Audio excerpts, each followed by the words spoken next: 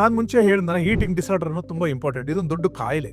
ಅದರಲ್ಲಿ 2 ಎಕ್ಸ್ಟ್ರೀಮ್ ಇದೆ, ಅನೆರೆಕ್ಸಿಯಾ ನರ್ವೋಸಾ ಅಂತ ಹೇಳಿ, ಮತ್ತೆ ಇನ್ನೊಂದು ಡಿಪ್ರೆಸಿವ್ ಬುಲಿಮಿಯಾ ಅಂತ. ಅಂದ್ರೆ ಬಿಂಜ್ ಈಟಿಂಗ್, ಕಂಟ್ರೋಲ್ ಇರಲ್ಲ ಅವ್ರಿಗೆ ಫುಡ್ ಮೇಲೆ, ತುಂಬಾ ತಿಂತಾನೆ ಇರ್ತಾರೆ. ಕೆಲವರಿಗೆ ದಿಸ್ವಿಡಿ ಏನೋ ತಿಂತಾನೆ ಇರ್ತಾರೆ, ಅದಕ್ಕೆ ಗ್ರೇಸಿಂಗ್ ಡಿಸಾರ್ಡರ್ ಅಂತಾರೆ. ಕೆಲವರಿಗೆ ಸ್ವೀಟ್ ಈಟಿಂಗ್ ಡಿಸಾರ್ಡರ್ ಅಂತಾರೆ, ಸ್ವೀಟ್ ಅದ್ರ ತುಂಬಾ ಇಷ್ಟ, ತಿಂತಾನೆ ಇರ್ತಾರೆ. ಕೆಲವರಿಗೆ ಡಿಪ್ರೆಷನ್ ಆಗ್ತಾ ಇರುತ್ತೆ, ಸೊ ಅವರು ತಿಂದ್ರೆ ಸಮಾಧಾನ ಅನ್ಸ್ಬಿಡುತ್ತೆ, ಸೊ ಹಂಗಾಗಿ ಡಿಪ್ರೆಸಿವ್ ಬುಲಿಮಿಯಾ ಅಂತ ಇದು. ಸೊ ಈ ತರವಾಗಿ ಒಂದು ಎಕ್ಸ್ಟ್ರೀಮ್. ಇನ್ನೊಂದು ಎಕ್ಸ್ಟ್ರೀಮ್ ಅಲ್ಲಿ ಅನೆರೆಕ್ಸಿಯಾ ನರ್ವೋಸಾ. ತೆಳ್ಳಗಿದೆಯಾ ಅಂದ್ರೆ ಕೇಳಿದ್ರೆ ತಿನ್ನೋದೇ ಇಲ್ಲ ಅವರು. ಅವ್ರಿಗೆ ಎಷ್ಟು ಅಂದ್ರೆ ನಾವು ಎಷ್ಟು ಫೋರ್ಸ್ ಮಾಡಿದ್ರು ತಿನ್ನೋದೇ ಇಲ್ಲ. ಅವ್ರು ತಿನ್ಬಿಟ್ರಿ ನಾನು ದಪ್ಪ ಆಗಿದ್ದೀನಿ ಅನ್ನೋದೊಂದು ಸೈಕಲಾಜಿಕಲ್, ಅದಕ್ಕೆ ಅನೆರೆಕ್ಸಿಯಾ ನರ್ವೋಸಾ ಅಂತೀವಿ.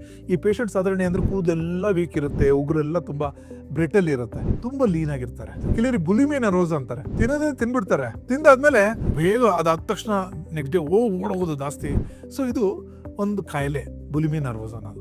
ಇದರಲ್ಲಿ ನಿಮ್ಮ ಕೆಲವೊಂದು ಆತ್ಮೀಯ ಸ್ನೇಹಿತರು ಇರ್ಬೋದು, ಸಂಬಂಧಿಕರೇ ಆಗಿರ್ಬೋದು, ಇದರಿಂದ ನರಳ್ತಾ ಇರ್ಬೋದು. ಇದಕ್ಕೆ ಏನು ಬೇಕಾಗಲ್ಲ, ಒಂದು ಸಣ್ಣ ಕೌನ್ಸಿಲಿಂಗು ನಿಮ್ಮ ಡಾಕ್ಟರ್ಗಳ ಹತ್ರನೇ ಆಗೋದು ಅಥವಾ ಸೈಕಾಲಜಿಸ್ಟ್ ಹತ್ರ ಅದು ಮಾಡಿದ್ರೆ ಮೋಸ್ಟ್ ಪ್ರಾಬಬ್ಲಿ ಅವರಿಗೆ ಮುಂದೆ ಆಗೋ ಒಂದು ಪ್ರಾಬ್ಲಮ್ ಇಂದ ನೀವು ತಪ್ಪಿಸ್ಬೋದು. ಈ ಮಾಹಿತಿ ನಿಮ್ಮ ಸ್ನೇಹಿತರು ಮತ್ತು ಸಂಬಂಧಿಕರಿಗೆ ಶೇರ್ ಮಾಡಿ.